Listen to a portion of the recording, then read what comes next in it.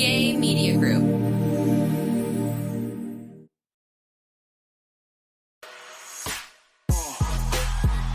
Hello, and welcome to There I Said It. Yes, with me, Tambra Cherie, and of course, Gary with the T. Guys, we are a twosome today. We're missing out on our threesome. Hey, Gary. Hey, Tam, how are you this beautiful Wednesday morning?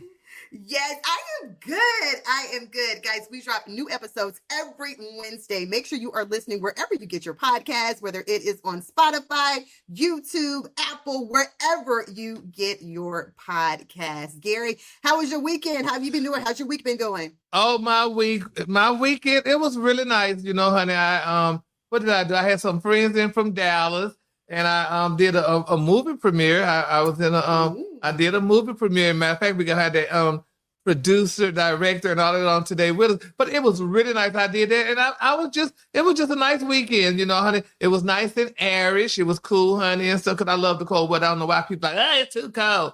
But I just really enjoyed it. So it was beautiful. And how was yours?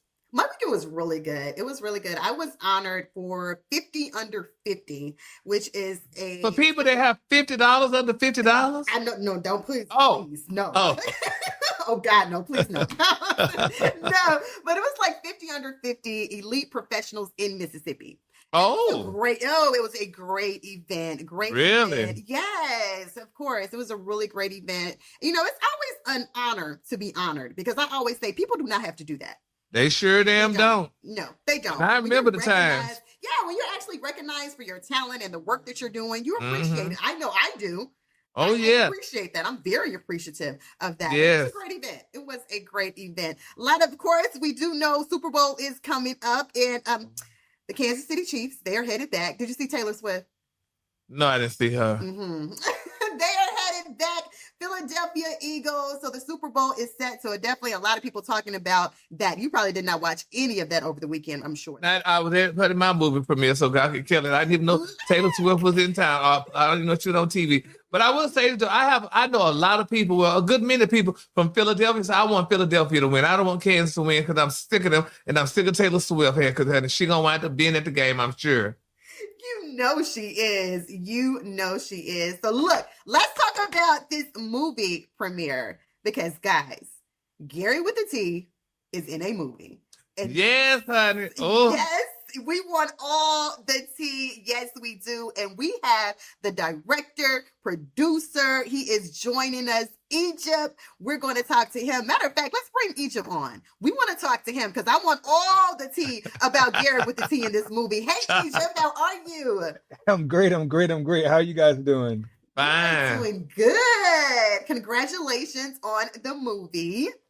Oh, thank you. And you know, even more so, I just want to say thank you to Gary for making it so easy to direct him because I didn't direct it. It was Chet A. Brewster. He's the director, and he did a great job working with Gary. It was real smooth because he's a natural, right? He just had to be himself.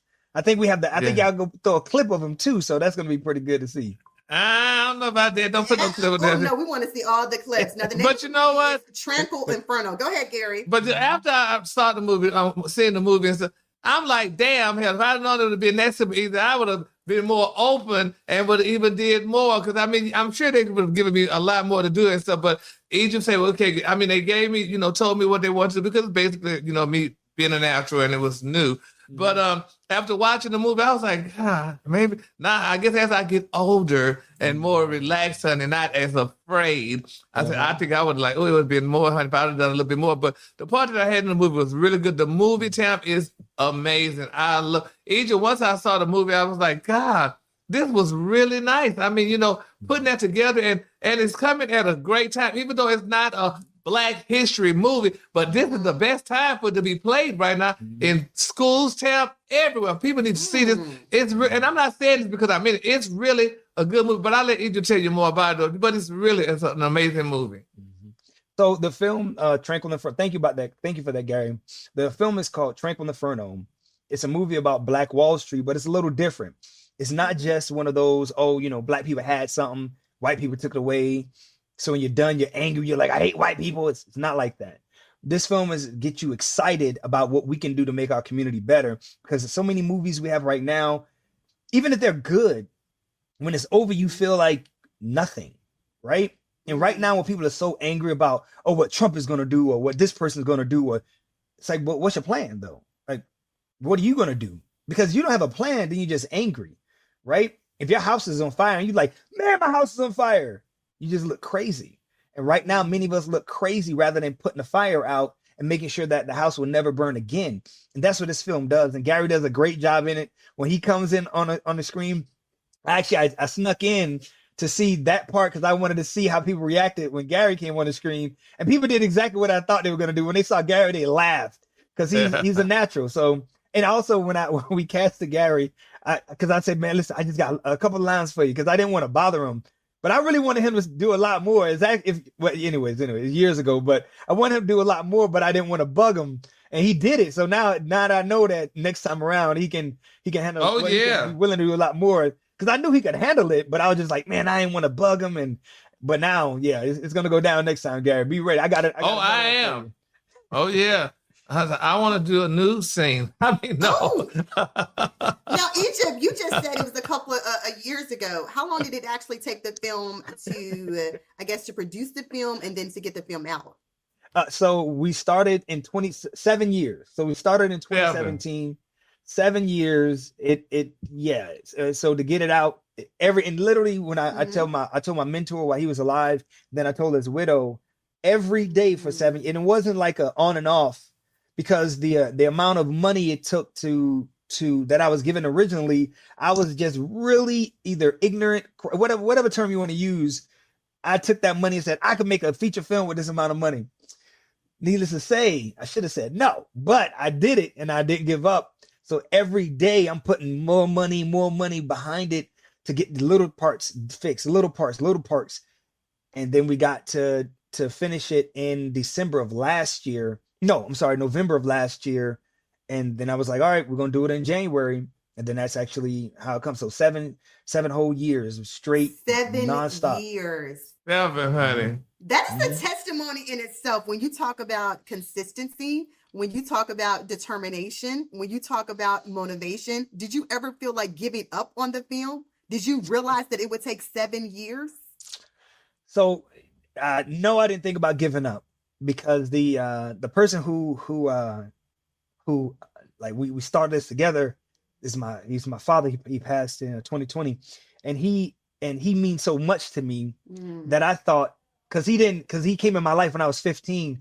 And just as a mentor, like, a guy gave me scholarships to go to college, him and his wife. His name is Dr. Ruffin. His wife is Mrs. Ruffin. And the way I looked at it is like, for 4 years after he passed, like, I have a reason to think of him and to remind. And I believe people truly die when we have no reason to say their names. So I was blessed for 3 additional years to have a reason to say his name, to keep seeing images of him in the movie. And I think that was worth it, because, again, if not for that, then, I have an image of him. Of course I see him, but it's different when you're looking at this frame by frame. You're like, oh God, this is messed up. I got to fix that.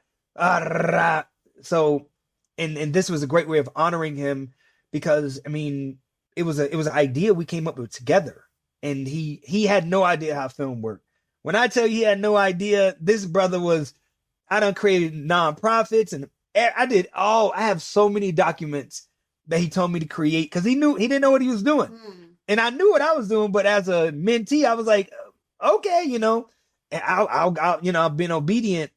And the idea of like finishing it, to me, was a testament to a part of the film. Like, if you look at the film, I talk about some of the tenets of what it takes for us as Black people to come together and succeed. And one of those things is not giving up. Like, we'll have great businesses and great ideas, and then it might not go well. You might go 5 years, 10 years, and it don't work. And then you go, maybe God is telling me to give up. I was like, or maybe God is telling you to persevere. Because who told you that it takes a certain amount of time to be successful? There are people that have been working at being successful for decades and then make it. That is true. It happens. But the thing is that we have so many brilliant ideas, so many things that we come up with on a whim. And then we'll try it a little bit. Nobody supports, some people support, and we give up. Not realizing that you could find, you just got to keep pushing through, because every business does that.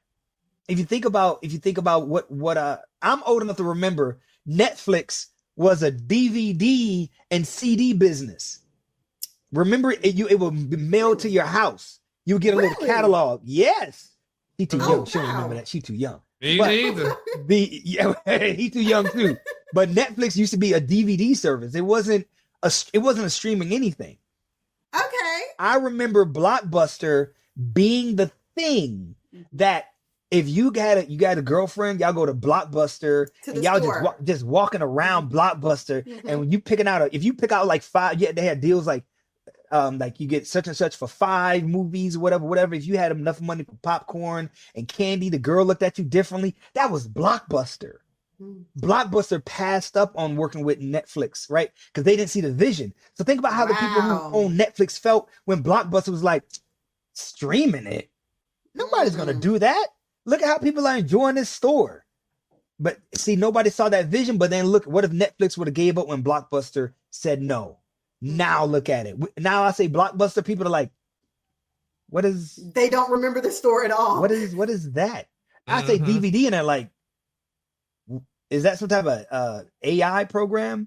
But that gives you the understanding that if you just don't give up, you can see the fruits of your labor. But if you think there's a time limit, and social media makes it worse, because social media think, I'm gonna post this video and it's gonna go viral. You post it and 2 people show up, and one of the people was you and the other one was your mama. And now you're like, nobody likes it. But then if you would have kept pushing through, who would have known? You would have become a Gary with the T, or a Tambra. You could have been one of these icons, but you gave up. So that's why it means so much to me to even get this done. Well, I'm glad. I'm glad you stuck with it. So, because I tell you, honey, when you called me and said it was coming, I'm like, I almost said, child, what are you talking about? That's been so damn long ago. But and also what was it was really, and it was premiered in a theater. Yes, sir. You know, yes, you didn't have it. You didn't premiere it at somebody's house or nothing like that, honey. You know, it was at a theater, a full-fledged theater and stuff. So yes, I'm just so proud of you, Egypt, and I just think, I'm glad you persevered and continued and didn't give up and stuff. So it's really and like, and the movie is just a great movie. My friends were very impressed. We just really liked it. It was really a good movie, and I learned something. Yes, yes. I do want to ask our producer, do we have this clip of Gary? I want to see oh, I do want to see this clip. I want to see this clip of Gary in this movie. Like, I want to see it. I know our listeners and our audience wants to see it. Well, they need to go to the movie then. Can we get a teaser or something? Yeah, I mean, it was just, he was, so Egypt, your character, his character was, it's like he was doing a big speech or whatever. Okay. At a school and what have you, and and it would go back and forth to where I was a viewer, like watching it from home because I didn't go to the school to watch it, and it was me and I don't remember filming it with that girl. I'm like, who is that? Damn, I'm like, who is that? I don't remember her. Oh my goodness! I don't remember, but then this young lady, we were at home watching it because we had to hear his speech, honey, because it was such a profound speech, and it just so it was, it was good. So her Miss Rachel, good. I can't keep this pause. Gary, now I can't watch anything without my popcorn. Sweet Jesus, girl, it's just getting good, child. Honey, I got my pen and paper ready. So that was. I love it. Because he was, so we were watching him on TV. What was your character name? Dr. Akita. Dr. Akita, he was doing the speech, and we were like, so she and I were at home watching and stuff. So, but it was very interesting. Though. So and they had another little clip somewhere up in there too, though. Yes. But it was really nice. So look, I was glad I did that part now, honey, because hell, when Egypt came to me, I wasn't too long, had just moved to Atlanta. Yes, that's true. Wow. That is true. Yeah, so that is true. So I'm like, what the hell this is? And want me to do a movie and stuff. And I'm like, okay, well, look, I ain't doing all that stuff. And but it came out, so I'm glad. Look, I'm glad that part didn't make the cutting room floor. But it's funny though, when you just saw that right now, but I promise you, the people watching, if you go and watch it yourself, even though you saw it right now, when you actually see how everything comes together and then Gary pops up, you're going to laugh. Like you have no choice, because even I laughed. I'm like, you're going to be surprised, because Gary is what makes him special is that he is him 24/7. I love and that. Many people can't do that. Like this great speaker who helped me become the speaker that I am. His name is Carlos Gonzalez. And what he did is he said, I got on stage one day, getting ready to do this speech, and I was like, so one thing that he was like, what are you doing? I was like, I'm practicing my speech. He was like, then speak. And I was like, so one thing, he was like, hey, talk to me. And then I said, what? No. Tell me what you're going to say. I said, so what I'm going to do is he said, then talk like that. And then he said, the hardest thing for most people to do is to be themselves. Every day, most people practice this goofy thing of trying to be like this other person. It's like, it's harder to be yourself because we always are practicing being somebody else. And I was like, be yourself. And Gary, when I talk on the phone with him, even the day he's him. And that's a blessing, because that means either he's crazy or he's crazy enough to believe that he is good the way he is. And many people can't, and that's a blessing, because many people are not okay with the way they are. So they're always trying to be something else. So if I meet Gary 7 years later, he's talking with a British accent or something. Like, Gary, what is happening? I think this is no. But he's himself. So when you see him, like when the camera pans and you see man, I said, this is crazy. Because this guy, and some people's success, last thing I say, I promise. Some people's success is predicated on a lie. And when you meet them, you go, damn, I thought you were something different.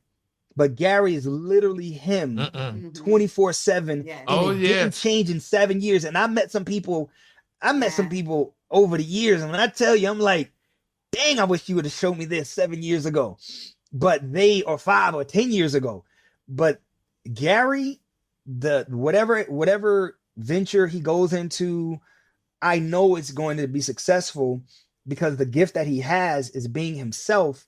And that makes a lot of other people feel comfortable, because then they see, like, well, he's him. Oh, maybe I can be me. And when people are they become vulnerable, right? They start breaking down their walls. That's where great business is done. Because now when people feel like they ain't got to fake the funk, they can be in front of you. Like when I was talking to you about when I started writing all that stuff already, getting ready to send you the email, because I'm like, you're going to be the easiest person to sell. Easy. Because everybody who meets you, they're going to be like, what does he want? I promise you. I just want 10% or whatever help. Oh, yeah. We'll give you 10%. We'll give you 10. Start off at 5 and then go to 10. I love it. The name of the film is Tranquil Inferno. BlackWallStreetFilm.com. Is that where they can actually watch the film? Where can they watch the film? BlackWallStreetFilm.com. Okay, awesome, awesome. Anything else you would like to share with us while we have you here, Egypt? What's next?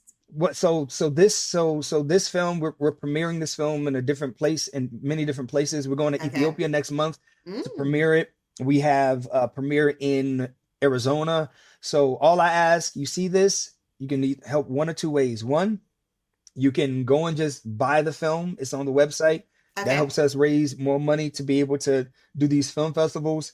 And two, if you have a church, an organization, or what have you, and they want to do a premiere of the film, at the end of the film, we do a conversation. It's called Recreating Black Wall Street. So we tell the audience literal ways that we right now can recreate Black Wall Streets, not just fictional, like real concrete ways that are very simple, that we can rebuild our community. So you can book us to come there. It'd either be me or this young man by the name of Marcel Dixon. He ran for Congress. This brother is phenomenal. So that's the two ways. You go to blackwallstreetfilm.com. You either stream the film, or you can bring us or you can bring us to your area where we get a chance to show you the film and tell you how we can literally change our community right now, not 20 years from now, but today. You said a list of reasons. Give us one right now. It's Just called one of those 2012. All you have to do every month is budget $20 to spend in a black business. Just $20 every month that you're going to spend. And what that does psychologically is it programs you to start thinking black as a mandate. And many times we don't do that. We think black when something crazy happens, right? Like somebody says something like they get rid of DEI, then all of a sudden now you want to support black businesses. But if you were already supporting black businesses, it wouldn't matter what DEI or EPT or EBT, none of that would matter because you were already doing it. So in my household, we don't care what they do. We doing this automatically. So it didn't affect us. That's one of the things. It's called 2012. 2012. $20 every month. It's 12 months, $20 every month. You say this $20, I'm budgeting this. This is going to go to a black business, and you pick a new black business every month or the same black business. You can get something to eat or what have you. So yeah. I love that. I love it. BlackWallStreetFilm.com. Egypt, I loved having you on this show. Look, I cannot wait to see the film. I am going to watch it. And yes, Gary, I'm going to check you out. I absolutely love it. So you can hang up. Now we do a little gossip. I know you're not, but honey, we're gonna do a couple of stories before we go. We're just gonna see what you could say about it, what you might think about it. Okay. All right, Tam, go ahead. What's our first story we're gonna do? Well, I guess like the very first thing we can talk about, since we're talking about movies and all of these like television, Chris Brown, he is actually suing the producers behind a docuseries on the ID channel called Chris Brown, A History of Violence. Yes. Yeah. Now, he said the project is full of lies and it's defamation of character. So he is actually suing for $500 million. I have not seen it, but I did hear about it. But I heard about it too. Have you heard anything about it? You probably didn't hear about it, but no, but the thing is, $500 million. Yeah, but he said he's suing for defamation of character. But the thing is, though, Tim. Now my thing is, for what I'm hearing, They say he. You know, cause I guess they take it because he had that little situation that he had with Rihanna, and I guess people trying to say it what it was. Yeah, but he said but I mean a big situation, a big violence. Yeah, but a big documentary about it. They said no. Some people saying that's not really true, but I guess they riding off of that. But a couple of women, coming out saying things, but I don't know. It's just a sad situation though. So, but I guess you sue high and hopefully you land low, but get something out the deal. Maybe I don't know. I'll tell you this though, it doesn't make any sense because when you really start asking yourself a question, why is he so important to continue to knock down? You got to start thinking. He did that when he was 19. He's almost 30 now. And they're still knocking him down from something he did when he was 9. You know how many dumb things? Robert Downey Jr. was a junkie, right? Now he's Iron Man. And he's paraded all around Hollywood as he's special. But this guy is a junkie, right? Yeah. How on earth is Chris Brown being knocked down, right? After doing something years ago. All the things that he's done, all the people that he's made happy, right? Is completely ignored. And they're focusing on something he did when he was 19. If you pull up what I was doing when I was 19, I was pretty gangster, but maybe not 19. But if you go back before then, maybe I was like, 13, 14 or something, doing crazy stuff. And you use that to identify me now at 41, you would go like, well, what are they trying to really do to this brother's character to keep picking at him? So I look at it like that. I'm like, I think that either he's doing something powerful behind the scenes that they're picking at him about, or because it doesn't at 19. Not saying it's nothing though. Yeah. Well, with that being said, too, what about the situation with Diddy and Robert Sylvester Kelly, R. Kelly, and all that stuff? I mean, I don't know. Now, Diddy actually just filed a defamation lawsuit as well. Did you guys see that one? For $50 million. And this is actually against Courtney Burgess and Nexstar Media. Now, he is accusing them of spreading false claims about him for financial gain. According to People.com, the New York lawsuit alleges defendants fabricated claims about him, with News Nation actually broadcasting this, which further harmed his reputation and compromised that he does not have a right to a fair trial. 50 million. Well, 50 million, but hell, that ain't nothing compared to 500 million. What I was thinking. I was like, I don't know. You need to get with Chris Brown lawyer. Exactly. Hell, that's some change, honey. Yes, but We saw the tapes and stuff, honey. But I mean, Diddy. Alleged for what we. Now we did see the tape with Cassie. We saw the tape, and for what tape. But when he decided to try to file that lawsuit against that liquor company, baby, they say, "Oh, you did? Oh, okay." They say, "Well, while your ass sleeping, we finna dig up all kind of shit on you, and we're gonna get you back." And there he lands in jail, honey. But to say that tape was not supposed to be released, somebody got a copy of that tape and released it, and now, honey, Diddy is, having well, they say he got turkey and dressing and stuff during the holidays and stuff, but he's not eating all the delicious food he had when he was out. But we just got to keep him lifted up in prayer, honey. And you know what, too? And while we praying, y'all, Tam, we have this story. Let's continue to pray, y'all, for, I love him, though, honey, Dwight Howard. Egypt, have you heard about Dwight Howard? What happened to Dwight Howard? Oh, my goodness. Tell him what Roy said. So, former basketball wives star Royce Reed, which is actually the ex-girlfriend of Dwight Howard. The baby mother. They got a child together. She went on Cam Newton's podcast. And, of course, they talked about a lot of things. But one of the clips that continued to go around and around and that is making headlines is she actually revealed that she witnessed Dwight Howard being intimate in bed with men multiple times, allegedly, after they would take mushrooms together. Now, she said that she never participated in taking the mushrooms. She would act like she was taking them, but she would not. But she revealed that she has witnessed, allegedly, reportedly, all of this. So that's what's making headlines. That's what making headlines. But now, this is the deal now. Okay, now, Sam, because now I'm kind of, this is what I was concerned about. Now, she said they were taking mushrooms and all that stuff. So I guess this girl was throwing her mushroom behind her back then where he didn't see her take the mushroom, number one. She just played like she was eating it and just played. But if you saw him being intimate with these damn guys and you stayed with them all this time, because they've been together for a while, now something is wrong with you then, honey, for one thing. Now, because I'm not about to see, honey, no guy that I'm messing with screw another damn punk, honey, and I'm going to stay with him? No, we finna break up. But you stayed there with him after you said you saw all this and stuff. But this is my thing now, because Miss Royce is very angry, and because she's a very angry, and I'm not mad at her for whatever situation. But he beat her to the punch though. After that queen came out and said, honey, Dwight Howard was screwing her. After she came, Dwight Howard just said, "My hands are down, damn it. Yes, I did it. It was consensual." Yeah, but see, I think Gary hit it on the head, right? So they took the mushrooms and then, they took the mushrooms and they had sex, right? But isn't it weird? Those men had to already be there. You don't just take the mushrooms and all of a sudden men pop up. They were there. They already had to be there. So she was a part of this. So she's making it seem like it's I took mushrooms and then men magically popped up into the room, and he was like, "No." He was like, "Oh my God, you're having sex with Dwight Howard." No, those men were there. They all took mushrooms together, and they were all doing it together. Allegedly. Exactly, so for me, I'm sitting there like, when I hear stories like this, it all goes back to like, what relevance is she trying to attain by telling people this? And I'm not knocking her. I'm just saying, like, what did she have a book coming out? Did she have like something she's trying to sell? Because anybody who has common sense, just like what Gary popped up. I mean, to see you like, wait, you've seen this for all these years and you stayed with them?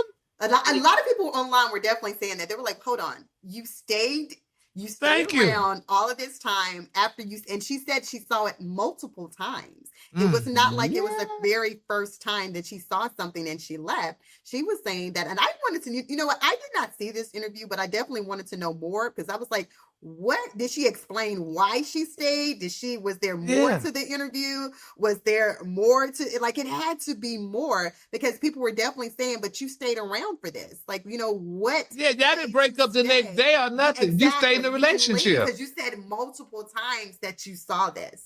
It is. Hey, he one of my favorite players. Moving along. I don't hate on Dwight Howard at all. That's my dude.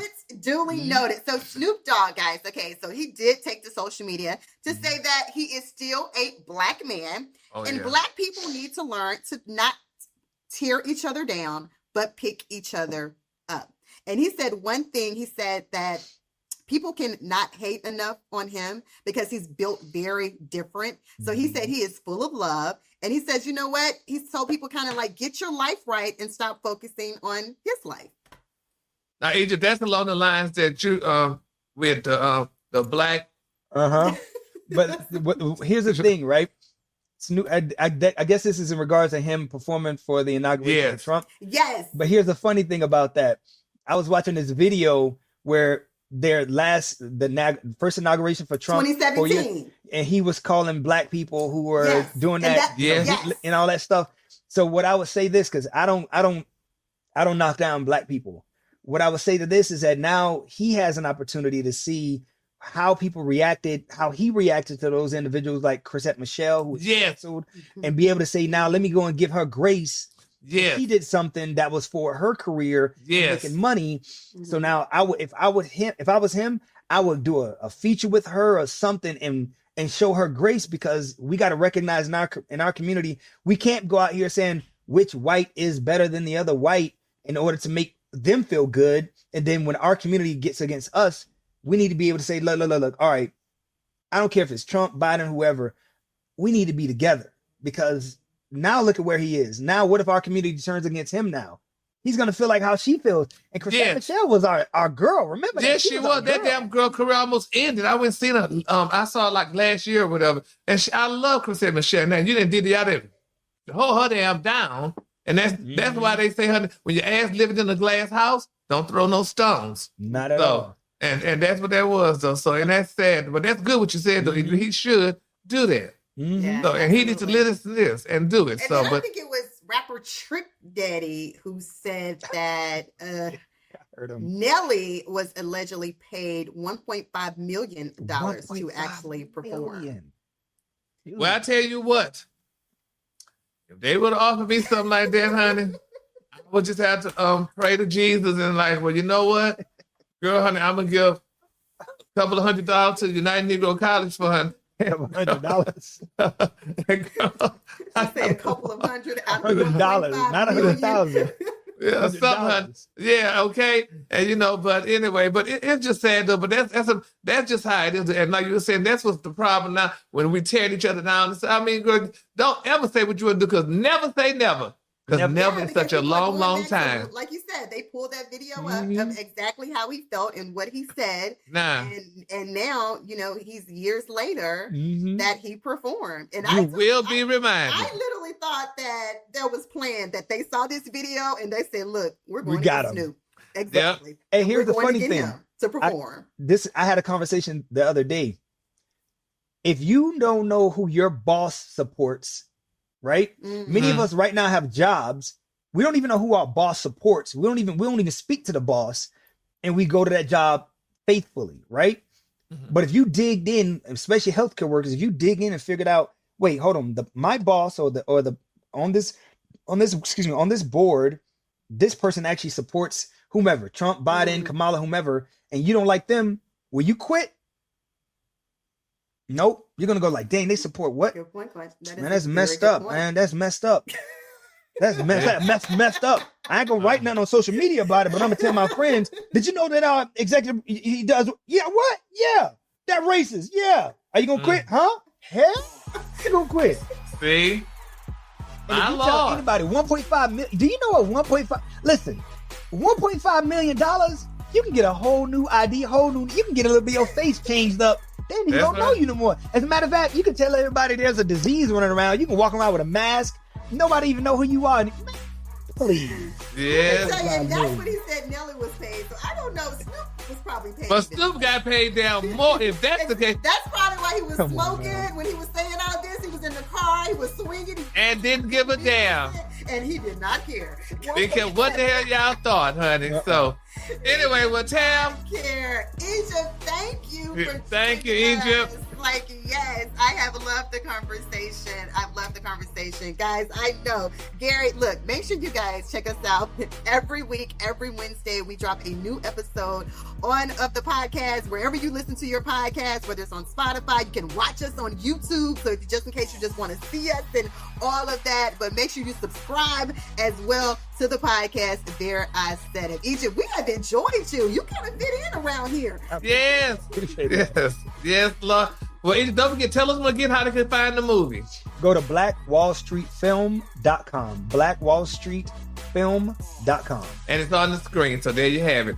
Well, Egypt, you have a great day in the bed tomorrow, and I'll be looking for my next role. Tam, we're going to find Tam right? something. Find me something, right? Yes, Find me love. something. Guys, enjoy the rest of your week. Enjoy it. Thank you. We'll see you next week. Bye. Tuning in. Bye-bye. Bye.